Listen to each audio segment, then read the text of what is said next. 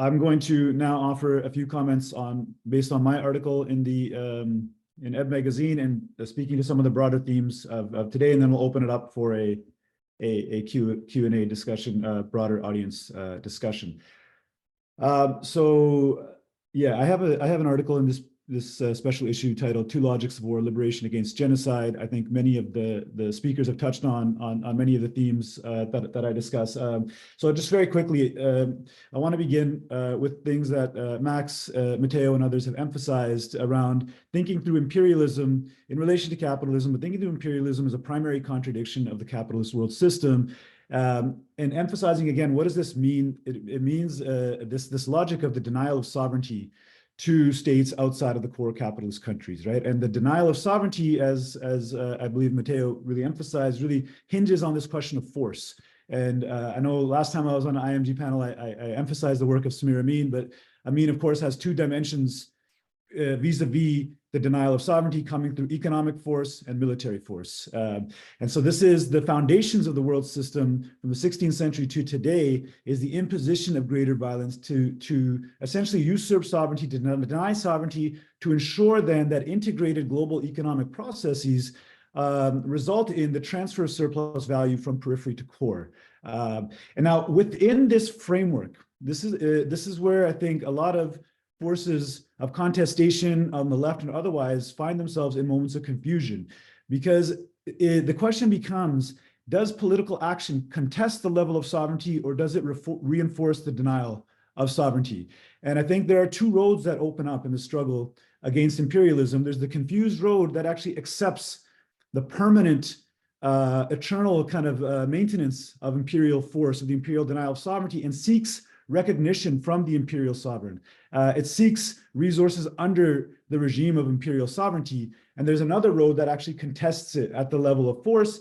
In my own work, I call that first road, I'll often call it the Las Casas paradigm, because if you go back to the 16th century, Las Casas' work there, he'll critique Spanish imperialism, Spanish sovereignty for the abuses that they inflict on indigenous peoples, but will never actually question Spanish sovereignty. The project becomes to secure more rights for colonized people under the sovereignty of the colonizer. And it's the other road that actually seeks to overturn that sovereign equation. That's where then the colonizer or the imperialist then allows themselves, under the rubric of law, genocidal war, right? So you see when the Haitians actually launch an anti-imperialist struggle contesting the relation of force that enforces the denial of sovereignty. Sorry, one second. So that contests the denial of sovereignty, Haiti is subjected to sanctions and a blockade, right? So that is the elemental rule of the world system that is never meant to be challenged. Now, in Palestine, which has always been, since its conquest, central to the operation of the broader imperialist world system, we've seen these two roads operating since its inception, right? We see how British imperialism and Zionism, as Zionists were very aware of from the beginning, relied on this equation of greater force being applied upon the Palestinians. Jabotinsky's famous quote that Zionism is a colonizing venture and it stands or falls on the question of armed force, and British imperialism is key to enforcing this.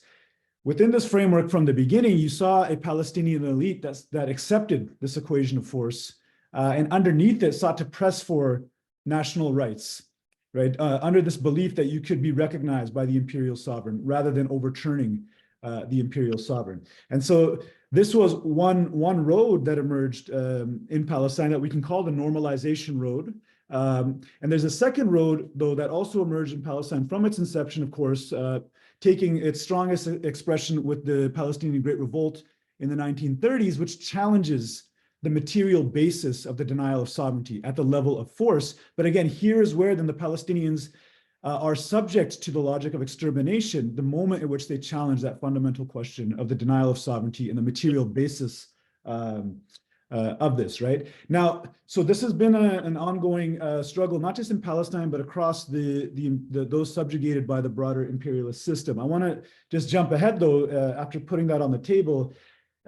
This imperialist system, again, where Palestine is really central to it. I wanted to add to something that maybe Max mentioned when he talked about oil and water, and finance, I think in relation to U.S. imperialism, and then I'll continue this as a bit of a side.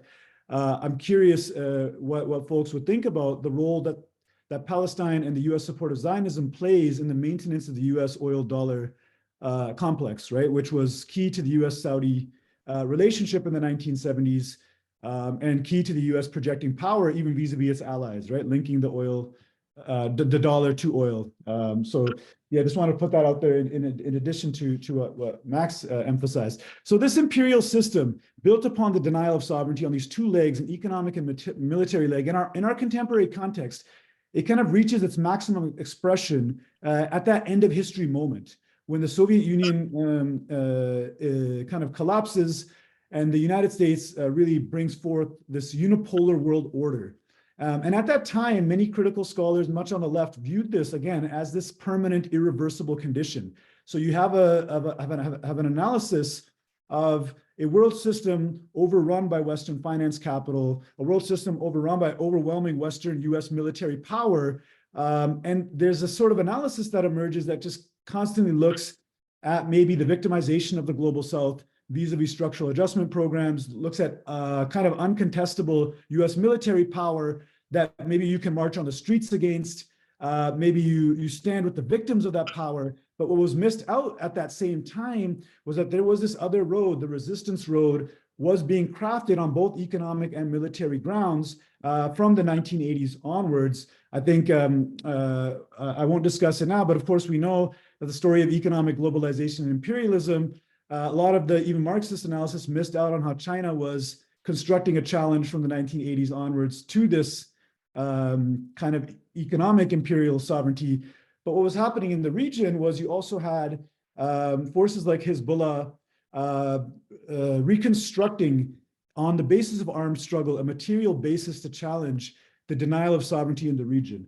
And so this is something that I think really many people missed out on in the 1990s. If you have the Oslo paradigm, which is reinforcing the denial of Palestinian sovereignty, reinforcing a quasi-conception of sovereignty, you have an armed struggle road being relaunched out of southern Lebanon, which really inspires, which actually ends up expelling Zionists from Lebanon, showing to Palestinians a road to sovereign reclamation, and which is responded to by both Zionism and imperialism by endless kind of wars. The Dahiyya Doctrine attempts to impose an extermination, genocidal logic, again, when that question of sovereignty is actually contested in its strongest sense. So this is something that I think this is where we are at today, is that for the past 2 decades since Hezbollah's victory over Zionism in South Lebanon, and again in 2006, and the Palestinians' demonstration repeatedly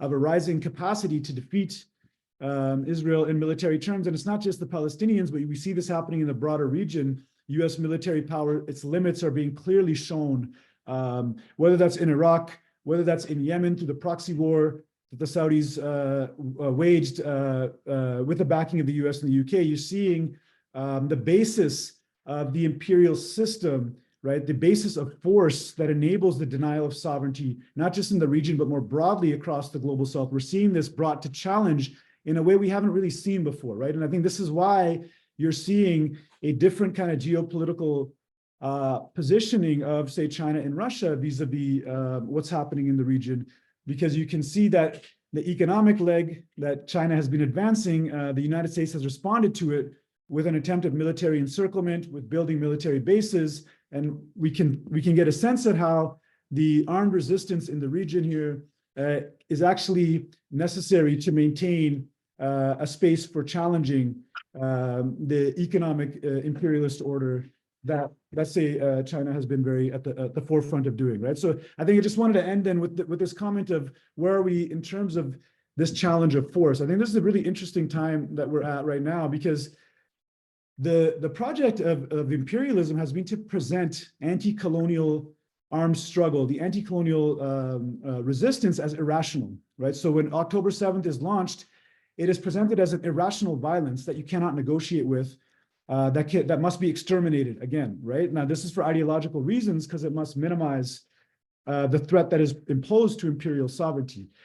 Now, in fact, though, if you really look at it, whether it's Yemen or Palestine, and again, like we see the Americans today presenting the Yemeni resistance as an irrational, reckless action that is threatening international commerce in the Red Sea. Now, in fact, each of the actions, whether it's by the resistance in Gaza, whether it's in Yemen, whether it's in Lebanon, they're very clearly, there's a rationality attached to them. There's a very clear sense of purpose to each of these actions that are articulated.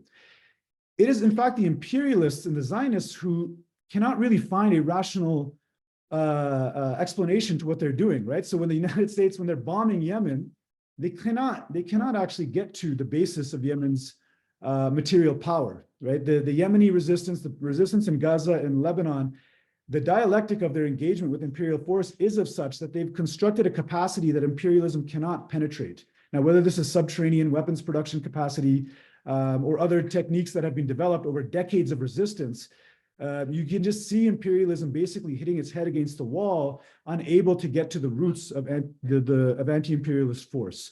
So we're seeing this dynamic unfolding. They can massacre, like Mateo was saying, massacre unarmed civilians, but the military objectives, there's simply nothing that they're achieving in terms of reinforcing the key relations of deterrence and imposing the colonial equation of force again on the peoples of the region, which I think is opening up a broader horizon for anti-imperialism going forward. I'm Michael Hudson. I'm appearing here for the International Manifesto Group. If you like this video and ones like it, please subscribe. For more information, go to the address on the screen.